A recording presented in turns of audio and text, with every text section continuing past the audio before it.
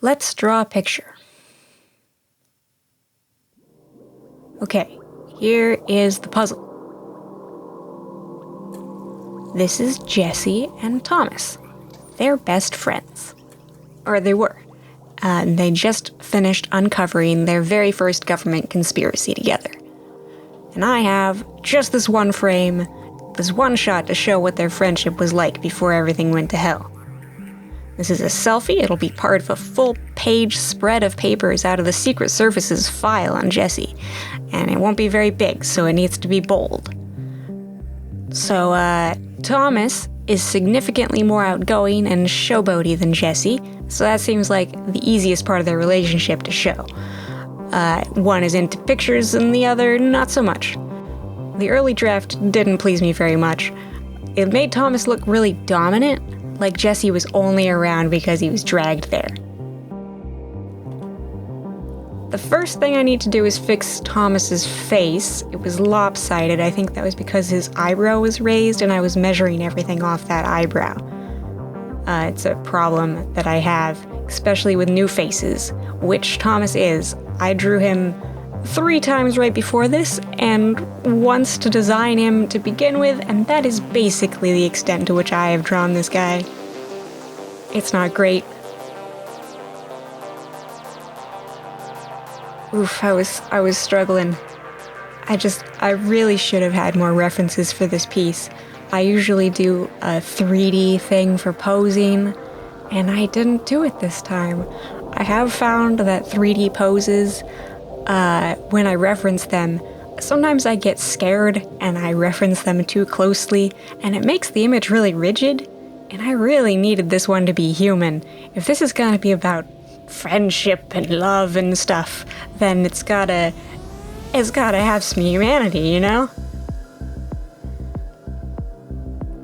Yeah, so here's Tiny Jesse, and I don't usually draw him this happy. This is unusual. When we meet him, he's older and gray-haired and not happy.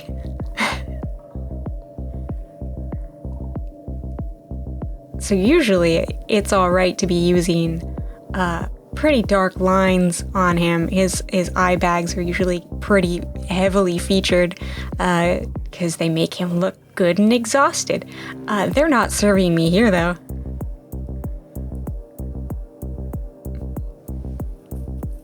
Yeah, that's gonna be a problem later.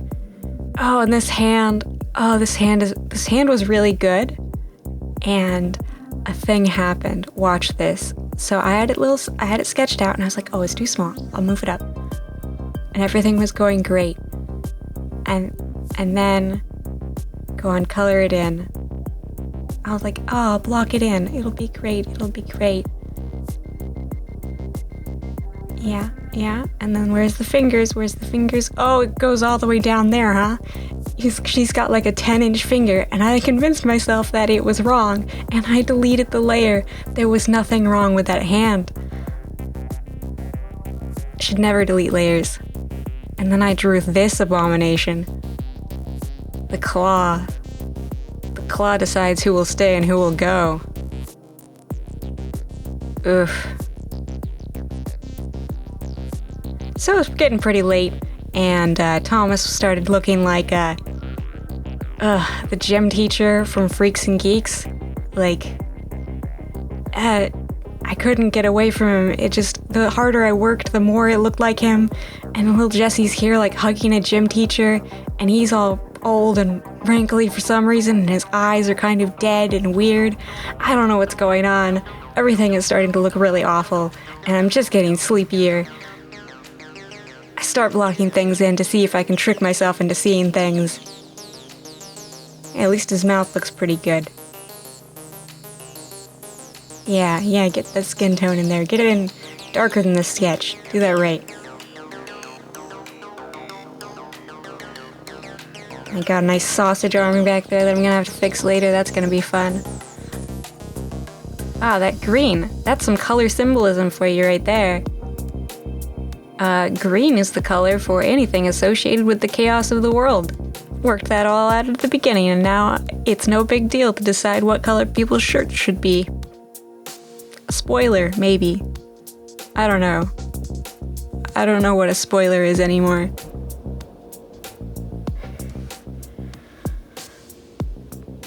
Oh, and it just makes it worse when you shade things that are wrong. It just really brings out all the things that are not a college kid. So I added those cheek wrinkles to try and get him to look happier, and it's not working. Smiles are very particular. There's only really 2 or 3 muscles involved in them, but they have to be in just the right balance, or it does not look like a smile. There's the lip stretcher and the eye squisher, and they gotta be balanced, and that's really the game with smiles, and I, day one, did not win the game. So I didn't sleep well that night, and yeah. I just woke up the next morning. I was like, gotta look at that gym teacher again. Got my float conference mug full of, like, double strength tea. And I know what I've gotta do, like, I know that face isn't working for me. I know I'm gonna have to start over, and I don't want to do it. See, I've realized after some years that when a design is bad, no amount of small changes will save it. And this one is bad. This is a bad face. It doesn't show any of his Thomasy charisma or his aggression or any affection towards Jesse. It's just in this weird middle ground where there's sort of a smile, but there's sort of not. And there's sort of an eyebrow raise and there's sort of not. Oh, but check out Jesse's elbow. I spent some time in the mirror and I figured that elbow out really good. There's overlapping shapes and everything.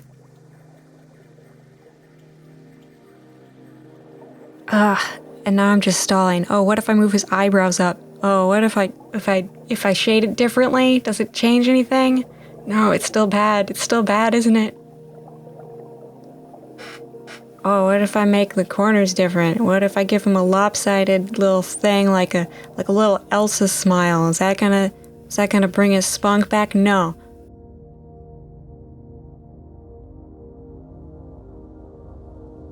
No, this is unsavable. You have to delete it. You have to begin again. And there is a better face. And I've had it in my head since the beginning, but it felt too obvious.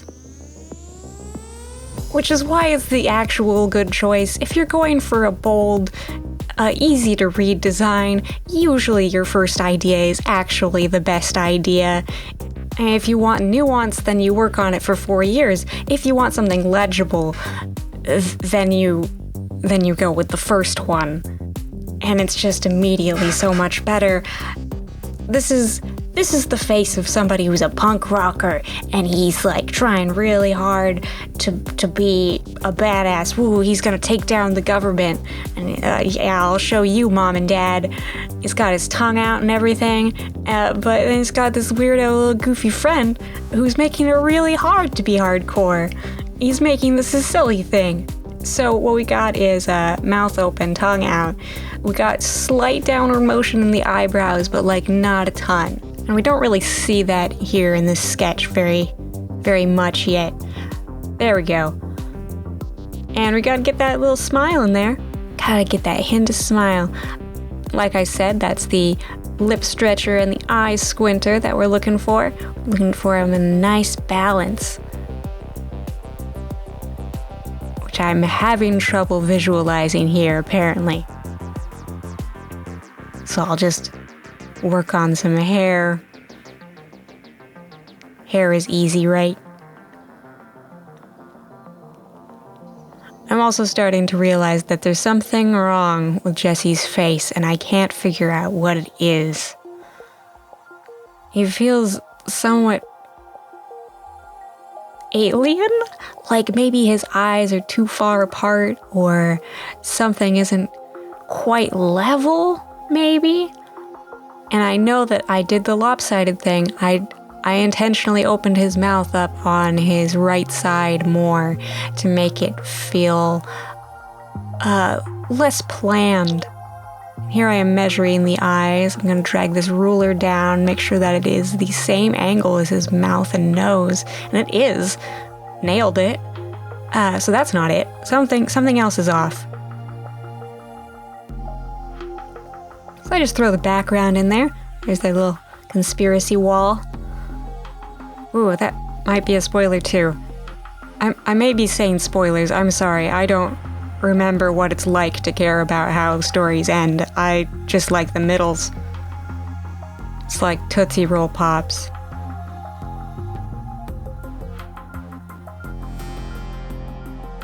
Ah, there we go. I found a reference. I found a reference for the smiles. You can see that the lip corners there are really where it's at. That's where you show where the stretch is happening. It's I don't know, imagine stretching a rubber band. There becomes an angle where your fingers are pulling against the rubber band, and that's really what you gotta show. You gotta show the muscle action. I'm trying a little bit of creasing, but I'm scared of bringing back the gym teacher, so I'm not doing much of it. And the tongue angle looks kind of wonky, too. Maybe it's not sticking out far enough or something. Yeah. Bring that tongue, give it a little loop, so it looks like it's coming out of something and not just coming straight down. And I think in the final, I kind of lost some of that aggression in the eyebrows. And I kind of regret that a little. Nice thing about digital art is I can always go back, though. So I'm doing that thing again where I'm messing with details to try and fix Jesse when clearly there's something structurally wrong with him, but I feel more confident in that case, because, drawn Jesse a few times. A few thousand times. Oh, this hand is hilarious, but we're gonna come back to it. I really liked it when I first drew it, and it has some amazing problems. First, we're gonna fix Thomas's hairline, which is too close to his left eye for the angle at which his face is. That's right. Leave a little bit more room on that side because it is the side that is turned towards us, and I couldn't see my brush. That's what's happening right now, changing my brush settings. It was invisible, and I was having trouble knowing where I was drawing.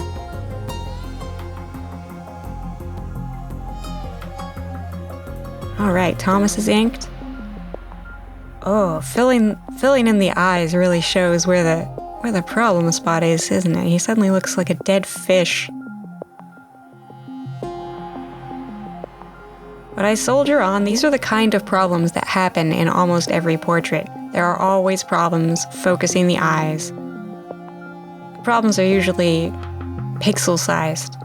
Humans are incredibly attuned to the amount of white that's showing around the irises. Those angles have to be just so, or we will notice, and we won't know what's wrong usually, but it'll feel weird.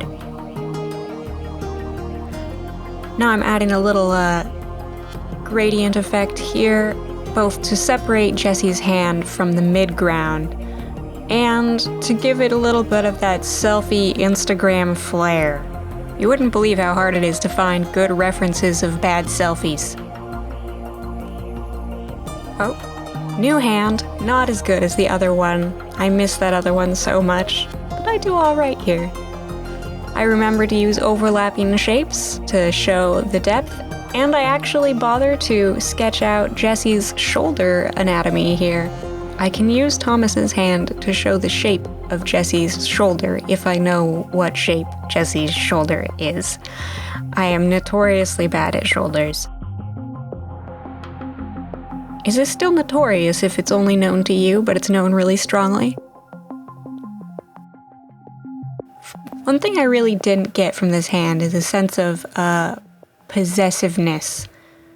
I kinda missed out on the air of aggression that Thomas really should have.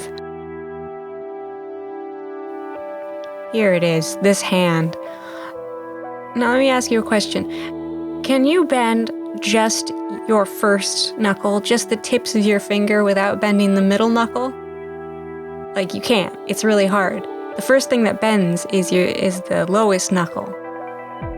And I just didn't have those. I just had one giant middle section of finger. So I split it into 3 parts, and it looks great now, but boy did I mess up that sketch. But getting that hand right really made things snap into focus. Getting one object on a page that feels real, it ignites something in one's imagination. Makes everything so much easier. Or at least ignites confidence, I suppose.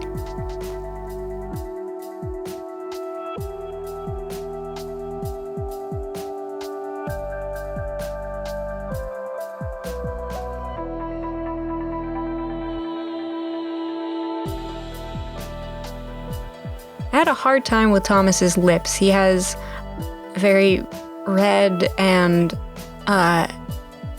he has those kinds of lips that are like kind of loose flesh bags. And I'm really bad at those, because they flap around and I'm not a lips person, can you tell? I never went through that phase where I drew giant lips in my journals. Never did that.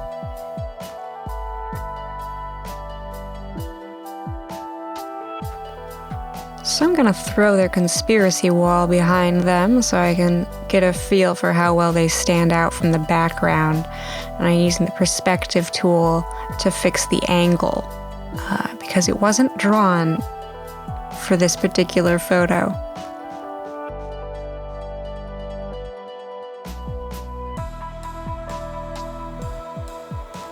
Fixing Jesse's shoulder, or so I thought. There was clearly something wrong in there. Still missed that hand. Still a way better hand. Still not actually sure if this hand is the right size.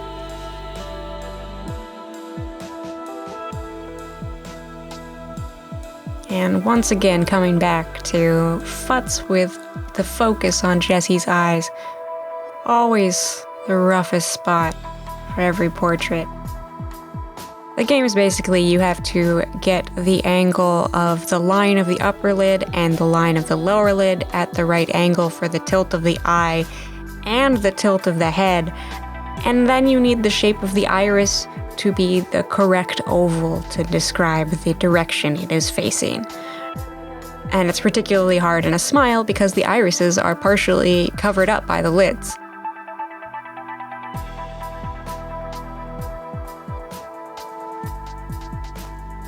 Adding blushies to liven them up, and adding these awful highlights that I will remove later.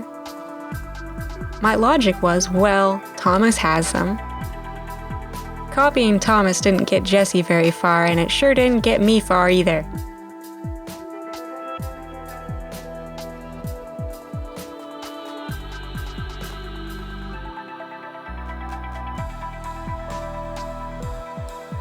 I'm starting to have a lick of trouble with the shading because I didn't plan where my light sources were. I just kind of winged it. You can see it as I'm highlighting the eyes. I put dots here, I put dots there, because I don't know where the lamps are. I know there's a window behind them, but I don't know what color light is coming through there. And it wouldn't be a problem. But I've gone and made a very realistic picture here. And people expect realistic pictures to have realistic lighting. They don't consciously, but they can feel it when it's off. I think. Or I'm just a perfectionist and I can't finish projects.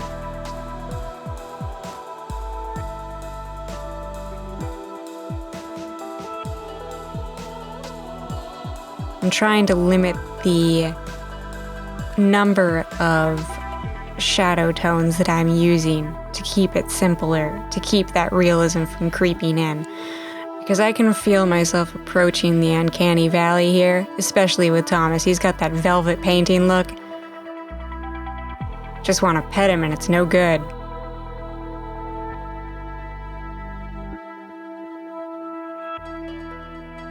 Something is very weird about his chin, and I don't know if I ever figured that out. I may have just distracted from it enough. Again, moving that hairline out.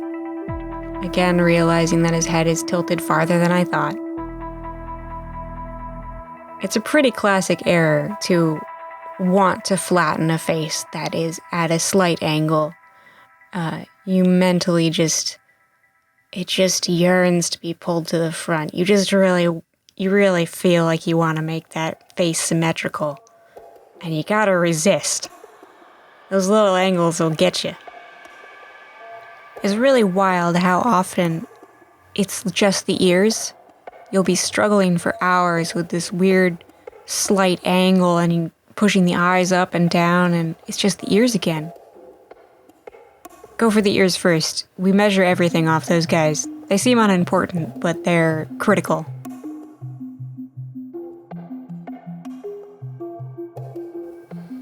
Yeah, I can feel that something is off about this arm. It doesn't feel solid to me, so I'm trying to add more shading, like that's going to fix it. If something that you've drawn doesn't have the volume, adding more levels of shading never fixes it. It means that the shapes that you have in place aren't reading. So this is where we ended day 2. And first thing, day 3, I contacted my lifeline. And I was like, Danica, please tell me what's wrong. This is driving me insane. And she was like, get rid of the hair at the back of his neck. It's making his head look like a strange shape. And I said, okay. And she said, his hair is too curly. And I was like, yeah, I got sleepy. And when I get sleepy, I make things curly. I know his hair isn't like that. And she's like, okay, and also he looks too old. I was like, what? And she's like, yeah, you got too many lines. And I'm like, oh, but he's smiling. And she's like, get rid of the lines. And I'm like, but he's smiling. How can I show he's smiling if I don't have my lines? She was very insistent, though. So I tried to tone them down, but I refused to give them up because he's smiling. It's like, you're confused. He just never smiles. She also said, just move up Thomas's lower lid. And that's how the smile won. Danica told me to do it. He could have been an angry boy, but he's a happy boy. I'm smoothing out more lines. I'm trying to make Danica happy, and she's like, here, this is what I mean. Make his neck smaller, get rid of all the lines. And I'm like, but now he just looks like he's talking. He doesn't have a smile anymore. So she was like, raise his lower lid. I'm sorry, I shouldn't laugh. She did this really fast, and it was really helpful. So I was like, okay, there's something wrong with the lines. I don't think it is what Danica thinks it is, but there's clearly something wrong with them. So here's the deal about wrinkles. Think about laundry.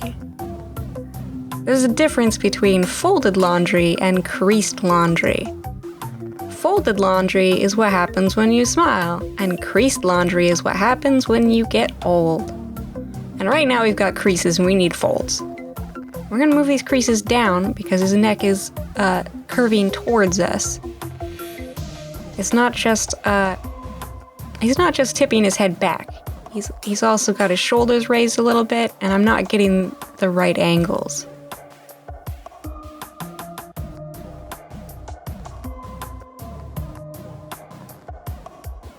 Yeah, the line should be closer to the shoulder. They should follow the line of the shoulder.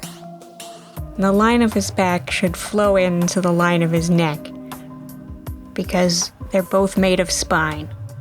There's no reason for back to be at a different angle to neck.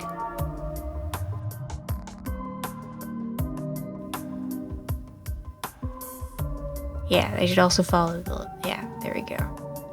Got rid of one forehead wrinkle. And this is very clever. I know that his neck is not too thick. I measured it, but it's not reading. So I gave it more shading. Just like you would use makeup to slim a face, I used shading to slim his neck down. More youthful, slender neck. And then I went in and did a lot of crinkling on his shirt to get it to look looser on him. Because he's a small person. I'm finally getting rid of those highlights. They were not in a place that made sense. I left the brush strokes in to give it texture for some reason, and those just looked like more wrinkles. So those are gone now. That's way better. Next thing we're gonna do is just go through and remove all the edges on everything. I've got a picture of baby Jesse in front of me. We're gonna just bring that baby face back. I mean, that's what he's called in prison for a reason. He has no edges. And you can particularly see this in the shape of his cheeks. Instead of shading the shape of the nasolabial fold, I've shaded the roundness of the cheeks, which shows the muscle action just as well, but without any risk of aging him. And as an added bonus, I can now add a bit of shading above the nostril. I normally wouldn't risk it. It can add anger to expressions that I don't intend to, but with such round cheeks, the smiling muscle action overshadows the sneering. And we get a little extra edge on our laugh. It's honestly pretty ridiculous how long I spent on this for the size that it's going to be displayed. I guess it was just one of the first times that I'd really sat down to draw Thomas, and while he doesn't appear very often, he's fairly important. It gave me a chance to really think about his position in the plot. Yes. Now I just need Danica's approval. If Danny says that I'm done, then I know I've done it right. I really don't know what people do without really intelligent, talented, thoughtful sisters. There it is.